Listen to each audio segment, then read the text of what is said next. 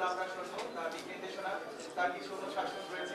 আমাদের মায়ের প্রধানমন্ত্রী যারা আছেন তার প্রিয় নেতা কর্মীরা তাদের সাথে তিনি বিনিময় করবেন এবং আমাদের সবশেষে মন্ত্রী মহোদয়, আমাদের 560 মডেল মসজিদের আওতায় স্যার আমাদের এখানে প্রায় 18টা মডেল মসজিদ, তার ভিতরে মুরাদনগর স্যার আর হচ্ছে হোমনা, এই 3টা মডেল মসজিদ স্যার অধিদপ্তরের একটা বিভাগে জেলা অফিস হবে স্যার, সেটা দরপত্র আমরা আহ্বান করেছি। এটা এখানে নতুন স্যার যেমন স্বাস্থ্যের স্যার একটা quarter.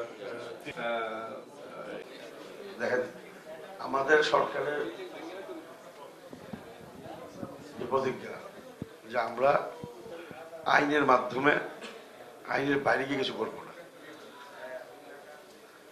Rule of law will get the priority, এটা আমাদের প্রধানমন্ত্রীর কথা এবং আমরা সেই অনুযায়ী চলার সর্বাত্মক চেষ্টা করতেছি।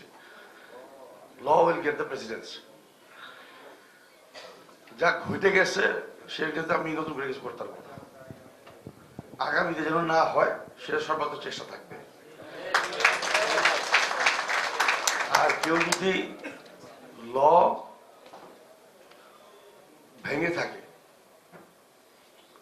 তার জন্য হয়তো আমরা চেষ্টা করব, একটা বিল্ডিং হয়ে গেছে এখানে ধরেন অনেক মানুষ আছে বাস করতেছে একটা প্রতিষ্ঠান, ভেঙে ফেলতে বললেই ভেঙে ফেলাটা সহজ না, কিন্তু কেউ যদি উনি যদি আইনের ব্যত্যয় ঘটে থাকে সেটার জন্য ওনার পানিশমেন্ট হতে পারে, জরিমানা হতে পারে।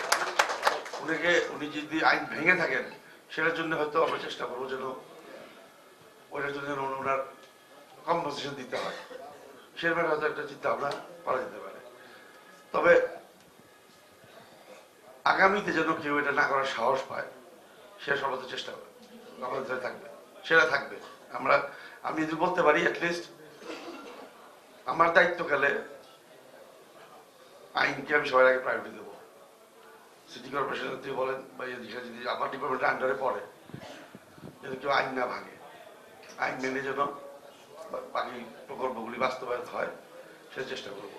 অবশ্যই যেটা করার দরকার সর্বাত্মক চেষ্টা থাকবে আমাদের, সেটা একটু ভরসা রেখেন, সময় দেন, একটু সময় লাগবে, বাট আমার বিশ্বাস আমার সবাই ইচ্ছা আছে আবার আমরা সবাই মিলে যেন, কারণ আলটিমেটলি জনগণের কাছে দায় বলতে হবে, আমাদের জনগণের কাছে আবার কর্ফিউ দিতে হবে যে আমরা কি করছি।